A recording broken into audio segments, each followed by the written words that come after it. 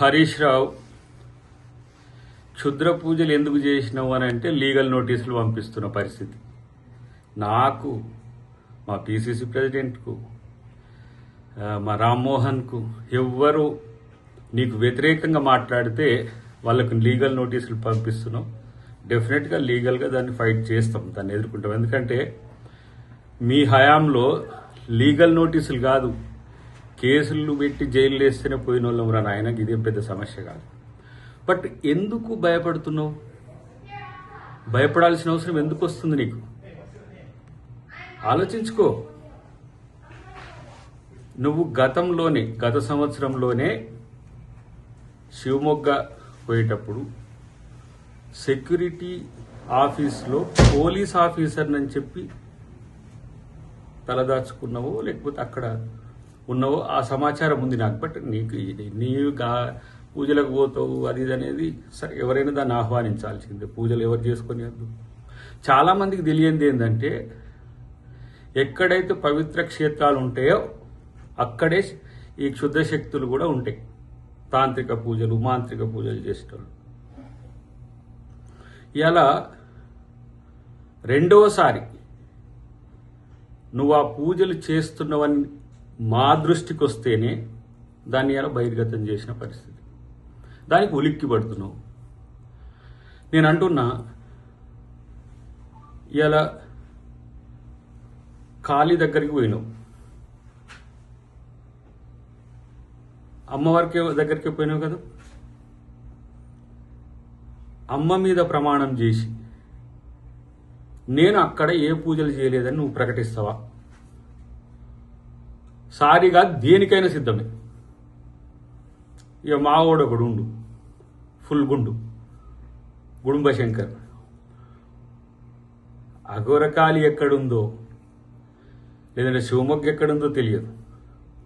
శివమొగ్గ ఏమో కర్ణాటకలో ఉంది, అఘోరకాళి ఏమో తిరుచులో ఉంది, తిరువిల్ అంటారు. ఈయన గట్కేసర్ అఘోరకాళి టెంపుల్ గురించి మాట్లాడుతున్నావు. నువ్వు పొలిటికల్ కమిడియన్ మిస్టర్ ప్రవీణ్.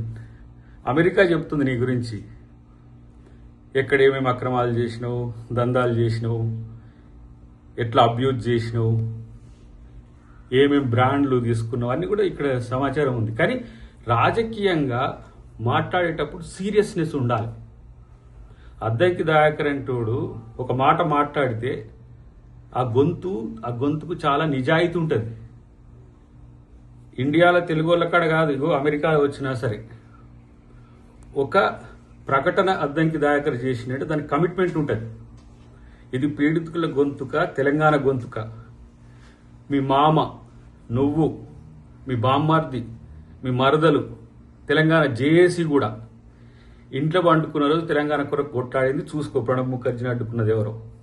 అది తెలంగాణ కమిట్మెంట్. దయాకర్ అంటే నీ చిల్లరకాళ్ళతో ఏదో సోషల్ మీడియాలో ట్రోల్ చేస్తే భయపడతారా బాబు?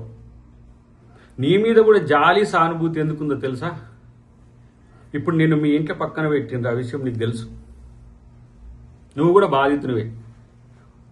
మరి బీజేపీలోకి పోతావు ఎటు పోతావు నాకు తెలియదు, కానీ అప్పుడే బీజేపీలో ఉండేటోళ్ళ యొక్క హావభావాలు వచ్చినాయి. ఈ ట్రోల్స్ చేసుడు, వాళ్ళ వీళ్ళతో చెప్పించి చేసుడు, ఇదంతా కూడా చిల్లర వేషాలు. ప్రత్యేకించి చెప్తున్నా, నువ్వు ఒకరోజు నాకు నా పార్టీలో టికెట్ రాని రోజు కూడా నువ్వు సానుభూతి చూపించినందుకు ఆ జాలి కూడా ఉన్నది. కానీ గీ కథలు ఏందిరా నాయన? నిన్న అద్దంకి దయాకర్ గారు, అదేవిధంగా సామ రామ్మోహన్ రెడ్డి, మహేష్ కుమార్ గౌడ్ గారు, వాళ్ళు హరీష్ రావు గారు తన జన్మదినం సందర్భంగా రకరకాల దేవుళ్లకు మొక్కుకున్నారు.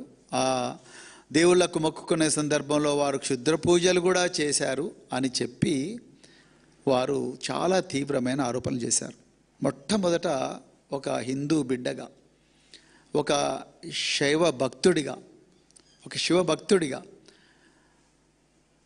దక్షిణ కాశీ లాంటి అలంపూరు క్షేత్రంలో పుట్టిన బిడ్డగా, రేపల్లె శివ ప్రవీణ్ కుమార్గా నేను ఈరోజు కాంగ్రెస్ పార్టీ నాయకులను డిమాండ్ చేస్తున్నా, మీరు అర్జెంటుగా హిందూ సమాజానికి క్షమాపణ చెప్పండి. చెప్పాల్సిందే. అది సనాతన ధర్మాన్ని నమ్మే వాళ్ళైనా,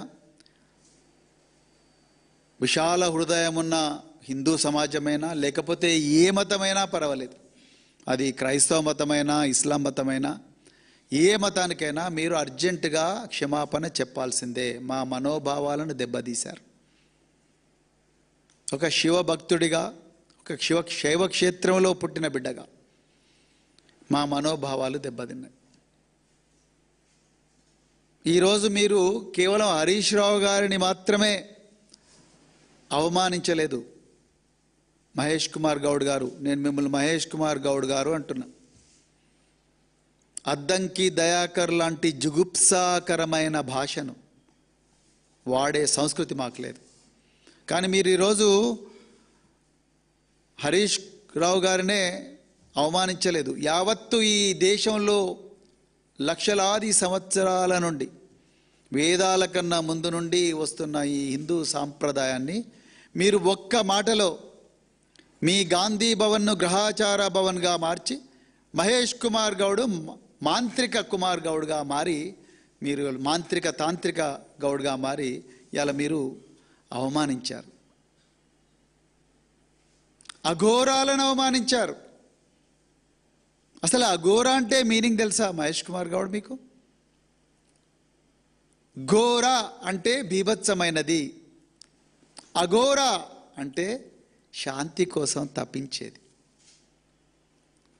అఘోరా మాత శాంతి కోసం ప్రజల మహాతల్లి కాళ్ళ ముందర పడతారు, పూజలు చేస్తారు. ఘోర బీభత్సం, రౌద్రం, ఉద్రేకం, రక్తపాతం.